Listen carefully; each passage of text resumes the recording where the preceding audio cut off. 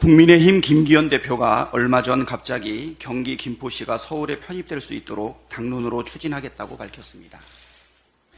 상식적으로 이해하기 힘든 정말 뜬금없는 발표였습니다. 대통령실도 관련 내용 검토한 적 없다. 오세훈 시장도 사전 논의는 없었다라고 합니다. 법적, 행정적 검토 없는 발표였습니다. 윤석열 정부 들어서 논리적으로 상식적으로 이해하기 어려운 정책 결정마다 매번 등장하는 인물이 있습니다. 누구일까요? 모두들 예상하시는 바로 그 사람입니다.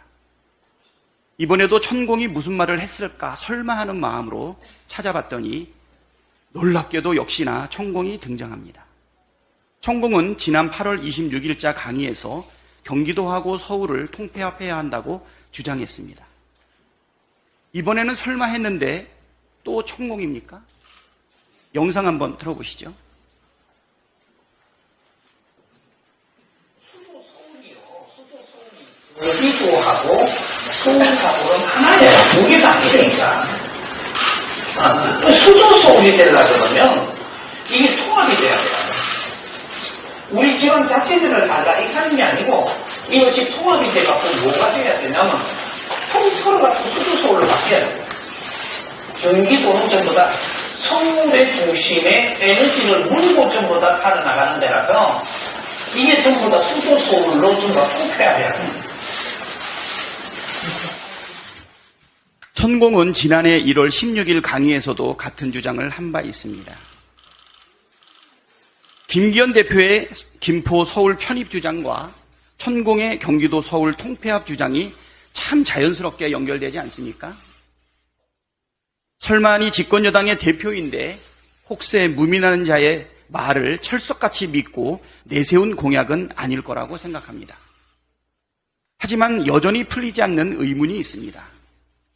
왜 윤석열 정부 들어 진행되는 회개한 정책과 천공의 말은 죄다 연결되어 있을까요? 한동수 전 대검찰청 감찰부장의 법정 증언에 따르면 윤석열 대통령은 검찰총장 당시 회식 자리에서 장시간 무속인들에 대한 얘기를 했다고 합니다. 한동수 전 감찰부장은 이를 듣고 윤석열 총장이 가짜 승려나 무속인에게 속고 있구나라고 생각했다고 증언했습니다. 윤석열 대통령은 후보 시절 천공에 대한 굳건한 신뢰를 드러낸 바 있습니다. 설마 아직도 천공을 굳게 믿고 있는 것은 아니겠죠? 모두 우연이고 그저 사실이 아닌 오해이기를 바랍니다. 대통령과 집권여당 대표가 무속인을 철석같이 믿고 무속인의 말에 따라 나라의 정책을 좌지우지하고 있다면 우리 국민에게 얼마나 불행한 일입니까? 검찰이 곽상도 전 의원과 그의 아들을 뇌물수수와 범죄 은닉법 위반 등의 혐의로 불구속 기소했습니다. 전형적인 제 식구 봐주기입니다. 검찰이 적용한 혐의는 곽상도 전 의원에게 제기된 가장 중요한 의혹을 누락한 것입니다. 정영학 녹취록과 김만배의 피의자 신문 조서에 따르면 수원지검 특수부의 위례개발 사업 관련한 수사를 무마하는 데 곽상도가 개입했다는 진술이 등장합니다. 김만배는 2021년 11월 14일 피의자 신문 조서에서 곽상도가 힘을 써서 무혐의 종결된 것으로 알고 있습니다 라고 검사에게 말했고, 검찰 증거 기록에는 정영학과 나무기, 김만배가 도와주셔서 감사하다고 곽상도에게 인사를 시켰다고 진술하는 대목도 존재합니다. 김만배는 검찰 조사에서 곽상도에게 사건 처리를 부탁했고 실제로 잘 무마됐다고도 했습니다. 따라서 곽상도의 아들이 받은 50억 퇴직금은 위례 사건 수사 무마의 대가일 가능성이 높지만 검찰은 불구속 기소를 하면서 이 부분을 쏙 빼놓은 것입니다.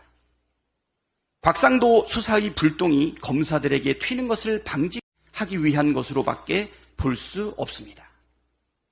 부산저축은행 1155억 대장동 불법 대출 사건과 관련해서도 봐주기, 그리고 담당 검사 윤석열 대통령, 그리고 김만배의 등장, 박영수 특검이 변호사로 나서고 하는 이런 내용들 국민들이 다 알고 있지 않습니까?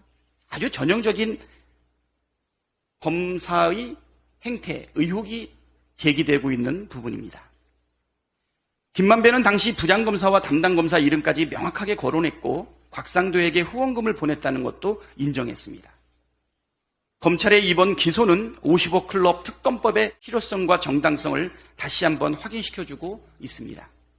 검찰이 아무리 제19 감싸기를 하면서 진실을 은폐하려 해도 진실은 반드시 드러나게 마련입니다. 거짓은 진실을 이길 수 없습니다.